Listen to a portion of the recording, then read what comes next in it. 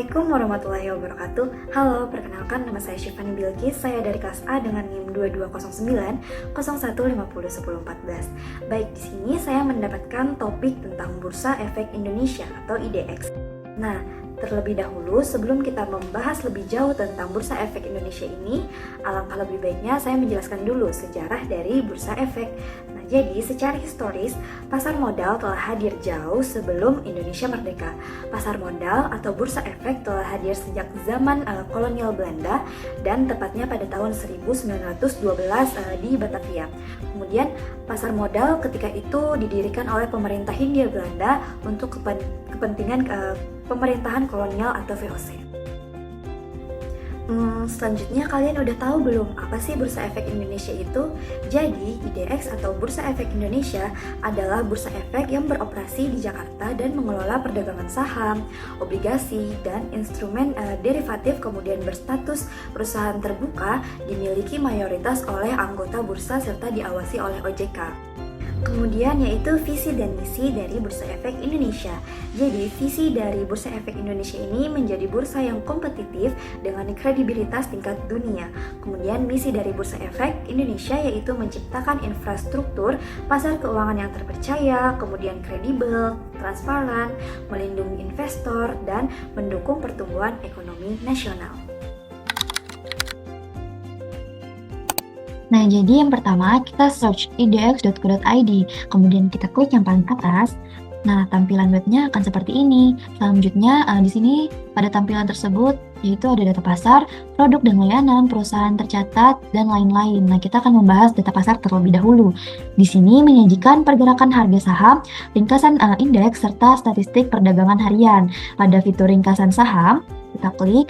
Nah, di sini menunjukkan saham yang paling aktif, naik atau turun signifikan. Ini penting karena investor bisa melihat langsung skor pasar tanpa menunggu laporan akhir. Ini membantu pengambilan keputusan cepat. Nah, selanjutnya yaitu ada produk dan layanan.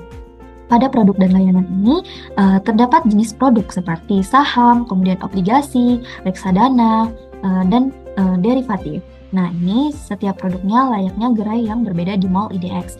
Nah, selanjutnya yaitu ada perusahaan tercatat. Nah, pada perusahaan tercatat ini, daftar emiten lengkap dengan profil, histori harga, pengumuman, dan dokumen publik IDX. Nah, di sini kita klik profil perusahaan tercatat. Nah, ini kita bisa melihat beberapa perusahaan yang sudah tercatat di IDX. Nah, contohnya mungkin salah satu kita akan klik ini yang paling atas. Nah, di sini kita bisa mengetahui dari kode saham atau nama perusahaan tersebut, mengetahui siapa pemiliknya, lini bisnis, dan riwayat korporasi sebelum investasi. Oke, selanjutnya kita kembali. Nah, pada bagian perusahaan dan tercatat ini kita juga dapat melihat laporan tahunan seperti ketika kita mengerjakan tugas-tugas sebelumnya, kita pasti berpatokan dengan IDX. Nah, kita klik laporan keuangan dan tahunan. Nah, di sini kita sesuaikan jenis laporannya. Mohon maaf.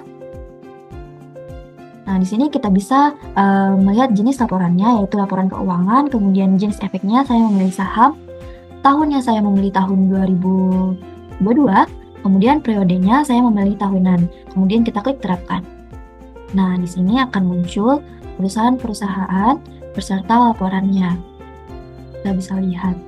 Nah, mungkin salah satu contohnya saya akan memilih PT Adikarya. Kita klik ini.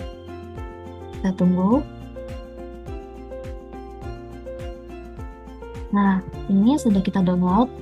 Kemudian kita klik. Nah, di sini muncullah laporan tahunan dari PT tersebut. Kita bisa lihat data-data dan lainnya dari IDX ini.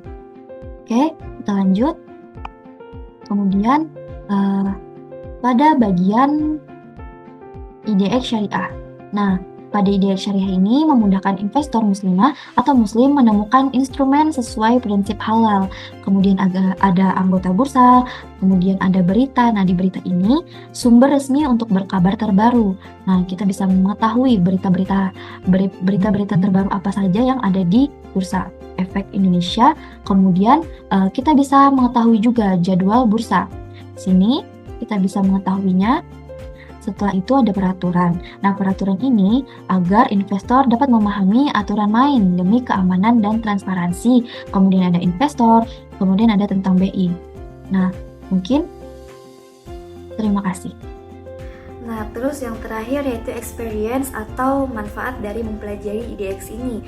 Nah, menurut saya yang pertama yaitu latihan menggunakan laporan keuangan yang sesungguhnya.